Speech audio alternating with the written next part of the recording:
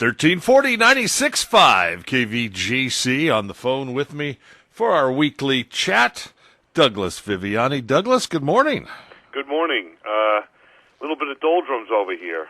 The summer is officially over. We were holding it out for, like, they call it Indian summer, to get, like, some additional heat here. And, from, August 15th on, we've been in, I don't know if you get that smell in the air of fall. Do you have that? Oh, yeah. So we had that, in the middle of August. And so we really couldn't sneak out any more days for the pool or anything. So I don't know. It's a little depressing. How about you? See, people that don't own pools don't understand. Yeah. It's not the daytime high that you're worried about. It's the morning low. Yeah. When the morning low dips to a certain point, that's when. But here, luckily, we've still been in the low. I think today was 60, 61, 62. For the low. Yesterday it was, Thursday, Friday on in, or Thursday, Wednesday on up. It's been in the 60s, so we're able to maintain that heat in the pool, but we haven't had those, 100-plus degree days to where it's real comfortable to jump in the pool. When I was a kid, I'd jump in the pool when it was 70 degrees, but Now that I'm more mature, I jump in the pool. But anyway, back to school, we're old hands of that. But I did want to ask you, are you in practice? Have you been practicing? Because we've, the name, the Everything Old is New Again name, which affects the entire Everything Old is New Again family, which KVGC is on the line. I know. Here's the thing. It's sort of like, I can say this. I've been eating donuts. Have I been squishing them up and eating them really fast? And, I don't know if you really call that practicing, but yes, I've been eating them and eating them as fast as I can. I forget the rules already, but I think it's you got 4 minutes or 5 minutes to eat as many donuts as you can. Last year was at the East Northport Festival. I came in third place. So we're looking to rebound here and see if I can overcome that. How do you practice for something like that? It's sort of like a faux practice. That's why I'm eating, the donuts every morning at Dunkin' Donuts now, because it's sort of practice. It's like filing your taxes. It's like writing off that dinner I had with my brother the other night, because we talked about UFOs and the next UFO show on Everything Old is New Again, so I could write off the dinner. It's sort of legit, but kind of a wink. Does that make sense? Yeah, see, that's what people, I know. See, and you try to do that, and your kids and wife stare at you funny, and, right. But see, I bet you Leo would probably go along with you. He'd probably say, come on, Dad, let's practice, and you guys... He would. You know what? I'll say this. Angelica would do it more. She would do it more? Because we really don't have the donuts. What happens is, we have, during the summertime, camps and whatever, but once in a while, my parents will watch the kids in the summer, and inevitably, my mother is hooked on a donut and coffee in the morning, and my father loves them. So when the kids get picked up by my parents, the car steers immediately towards the Dunkin' Donuts, and they get their fill of donuts, because we never buy donuts in the house here, ever, and bring them home. So they are... It's like a special treat, and they love the donuts. And it's a variety, too. I can understand it as a kid. You go in, and it's, am I going to get the jelly filled? Am I going to get the Boston Purveyor? What do you call it? Boston... The cream... Boston cream pie or something or other? Yeah, the cream-filled the custard inside. Am I going to get the glaze, the chocolate glaze? I mean, there's 100 different kinds in there. It's beyond... and you're saying you have Krispy Kreme by you, right? Well, we have Krispy Kremes here, not local. No. Right. You put it in the microwave for a couple seconds. Yeah. We have. But what variety do you get? That variety? We have Star Donuts, which is right here in town, and probably the best donuts you'll have. But in fact, on Thursday, one of the local banks brought us a dozen donuts, and I believe they came from either Safeway or Raley's, which are local markets here. Local West Coast markets. Right, but Star is the. But Star is a donut shop. Now, do they have a drive-through so you can grab a donut and a coffee on the way to work? No, a walk-in. Just walk in and grab it. Well, I mean, you never know what's been happening here. You've received mustard and you received something else from our conversation. Yeah, I'm kind of hoping maybe it's something. Hey, listen, I was watching TV the other day, and I ran across, speaking of summer coming to an end, and that means the new. Usually, when I was a kid, that always meant the new season was heading this way. So I'm sitting around the house in the afternoon trying to find a new program to watch, and I come across this one about two brothers who, as young children, their mother was killed by some supernatural force, so their father sets out to hunt it down and teaches them to become hunters, but as you know, so it shows the show starts with the showing that where the mother is killed and the kids are just one's a little baby, one's probably about 5 or 6, and they're scooped up and taken out of their house. Their house catches on fire, and then it switches to modern times, where one of them is in law school or going to enter law school at Stanford, I believe it is, here on the West Coast. And his brother shows up and says, Dad is missing. I said, this is a pretty good show. So I watch it, and it's called Supernatural. Okay. Yep. Okay, Supernatural. This is pretty good. So I'm watching it, and then all of a sudden I see this college girl that's a girlfriend of one of the brothers, and I go, hey, that's Kelly from the Orville, but no, it can't be. It must be her daughter. She's too good. I can't. What is this show? I can't. And I look it up, and yeah, it's her. What? Then I look up and I go, what? 2005? Yes. This show is in its 15th season going off the air this coming year on the CW. I have never heard of this show before. Where the heck did it come? Have you heard from it? I have a thing about this show in a negative connotation, only in that Star Trek conventions that we used to go to all the time were run by this place called Creation Entertainment, which, believe it or not, started way back when in the late 70s at a comic book shop in Mineola, right around the corner here, but now they're in Glendale, California. Anyway, they run all these conventions. So, but slowly but surely, they've eliminated most of the Star Trek convention except for the Vegas one, and they're running like at least 10 supernatural conventions a year, and they've been doing that for probably 10 years now. And I've never gone because psychologically to me they're replacing the Star Trek convention for these people. And anyway, they get stars, they get big crowds. Is a whole underground of people that are fans of this show. And I'm with you. I've never seen it. And I don't know. You tell me. Watch a couple, I guess. Let me know if it's any good, because that's 15 years of at least 20 episodes. It's 300 episodes plus to watch. Oh yeah, there's 300. Because then I go, what? 2005. So I look at the information. It goes 370 episodes. And I'm thinking to myself, what? I think there's like the Universal monsters in there, at least vampires. I think. I thought there was. Seriously, I thought maybe there was. This was a Netflix original TV series. That's what I was looking for. Right. That's what I was looking for. We talked about The Boys, didn't we? I stumbled upon The Boys. Okay, well, we won't even go there. So anyway, so then I started looking at it, and this show is coming into its 15th season. Now, why, Douglas? In 15 years of watching TV, and I would say probably I'm an avid TV watcher, I have never come across this show. Not even remotely. 2 reasons. Number one, there's no TV guy. We talk about this all the time that lays out what's on, what day, what night, in the fall season to get all hopped up for it, right? Okay. And they don't advertise. They don't advertise anywhere.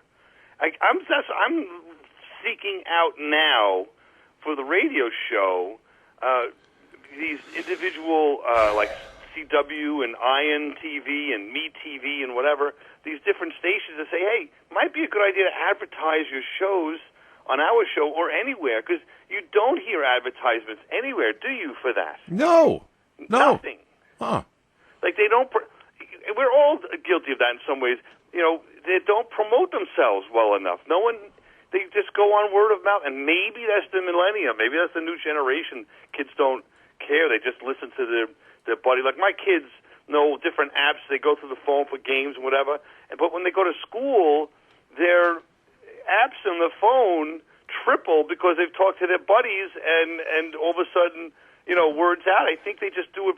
This generation does it word of mouth. Everything. I don't know. I tell you what, tell you what I am looking forward to, though. I saw this on TV the other night, and I went, yeah, this is going to be good. They stole the idea from Liam Neeson and the Taken movies. But, hey, any movie that I can watch John Rambo kick some bad guy's ass, I'm going to watch that movie, okay? Last Blood. I got to see this movie, Isn't Stallone amazing? He just keeps on doing this. He did it with Rocky, and he revitalized that, right? And that's taken off with Creed now. And, yeah, he's coming back with Rambo Last Blood. Of course, the first one was First Blood in the 80s, right? Yeah. So you think it's going to be good? Hey, I don't care if it's good or not. I don't care if it's just the trailers that I see. Because, usually that's what happens in a bad movie, that they put the best parts in the trailer. And then I think, how many, okay, Stallone, Schwarzenegger started it with the one with Ray Dong Chong, where the, hang around or whatever. Remember that one? Yeah. And don't get steamed or something, let off some steam and all that. That movie. And then, Liam Neeson with the Taken movies, and now this movie. I don't know. I think it's gonna, I love the Rambo. Maybe it was a time and a place, but back in the 80s, boy, we were all up for that. Yeah. That was tremendous. Now, scoop of scoops, if anybody cares, television show coming up. They just signed to do it. It's been announced yesterday, I think. But if I spoke with my buddy, Kevin James is not giving up. He's getting back. He's going to Netflix and a TV show called The Crew. Now, this is going to be about, I don't know if it appeals, but it's very different, about a pit crew in NASCAR. And, of course, it's going to be a comedy. And he's an older guy, and the younger pit crew, he's trying to keep up with the younger pit crew, and he's in charge of them, and all the antics that ensue, I guess you'd say. And his wife is played by Leah Remini. No? The car driver is Lee Remini, right? Yeah, so I don't know. That's all I've heard about. I'm playing cards with my buddy who manages Kevin James next Monday. That's what I'm saying, 2 days from now. So I'll find out a little bit more. But I don't know. Does it appeal?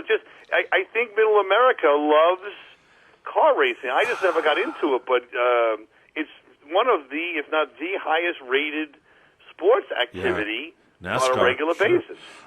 But I think more importantly, has Middle America gotten tired of Kevin James? Right.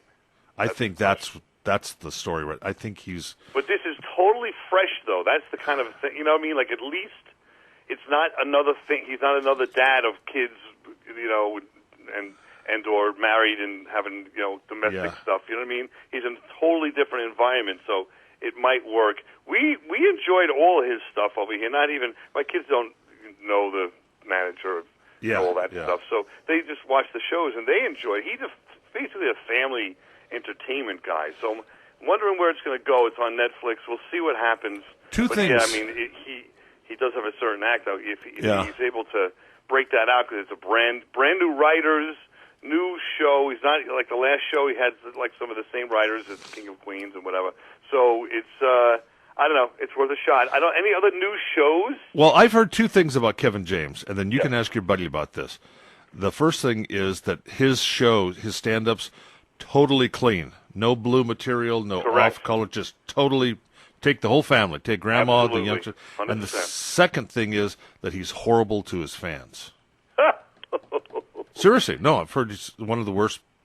Won't sign autographs. I may have seen that, but I'll tell you, I don't know. I might be. Maybe I'm jaded or something, or maybe he knows that I know his manager. All I can say is every time I've met him, he's been gregarious, he's been very nice.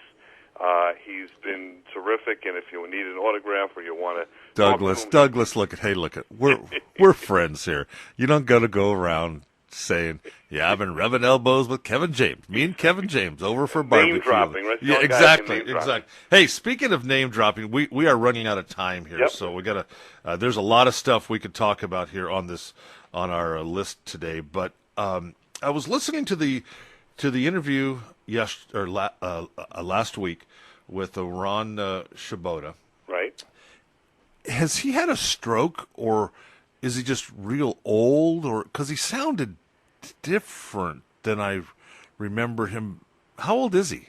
He's 75. Okay. Yeah. I'll give him that. Okay. Because I still think of him. You know what I'm saying? Is like back from 1969. 1970. And then he did some television after that and local TV. I don't know if it went out to the West Coast, but he was a sportscaster out here for a while too. Yeah. So he was pretty well known for that. And he's on the way. He's I don't know, how do I say it? He's sailing along, 75.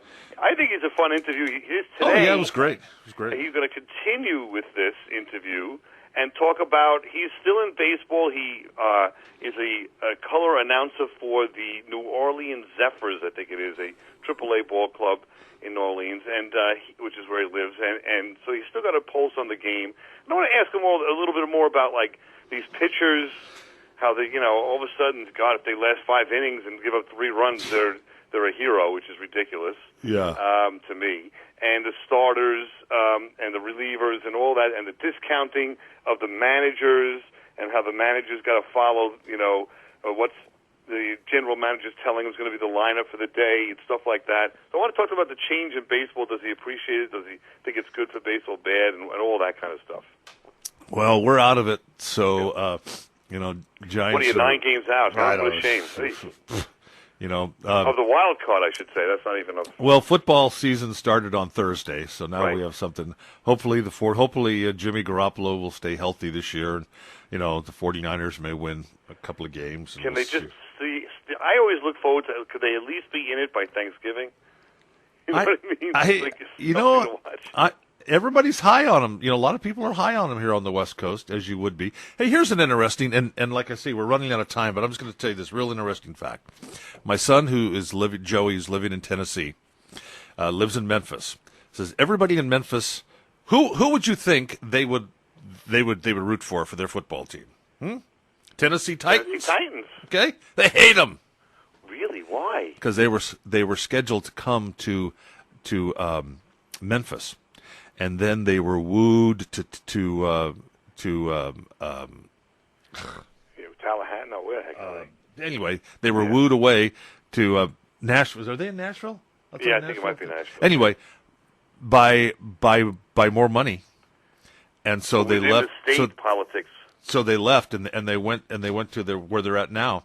So everybody hates them. So they root either for the 49ers or the Cowboys.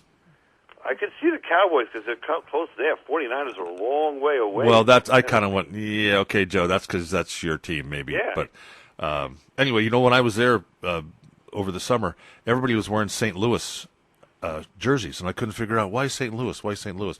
Well, the Redbirds play right there in Memphis. That's St. Louis's farm team. Okay, gotcha. And it's right. In fact, it's about 3 blocks from where my trip is. I'm looking at the map now. St. Louis to Memphis is not that far. You can. It doesn't look that bad. No. It's like the 3-4 states right there: Kentucky and Illinois and Arkansas, and they're all together. Yeah. Yeah, maybe 2-3 hours, I guess. Yeah, I think it's a 3. How long does it take you to go to a Giant game? Well, Giant game, 2.5, 3 hours, depends on what you do. Kind of thing, you got to really commit to this. Yeah, so the Redbirds have their farm team there in Memphis, and then the real teams in St. Louis, and just like the River Cats and the Giants are here, it's about the same distance away, too. So. Oh, the River Cats are what are they, minor league? AAA? Yeah.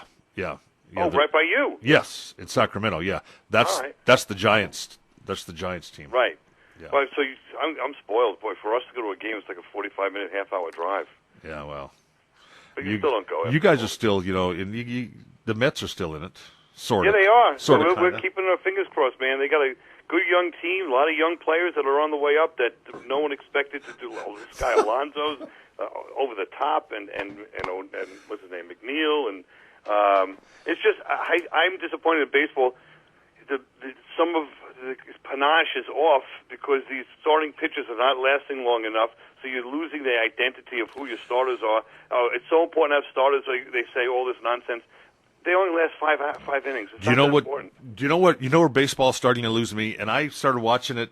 I was going to watch it in earnest this year. Seriously, I was going to watch every day. Didn't care who I watched because I can watch. Anybody. You got cable nowadays. Right. Watch anybody. Every day you can watch a game. I'm going to boycott baseball because of this instant replay.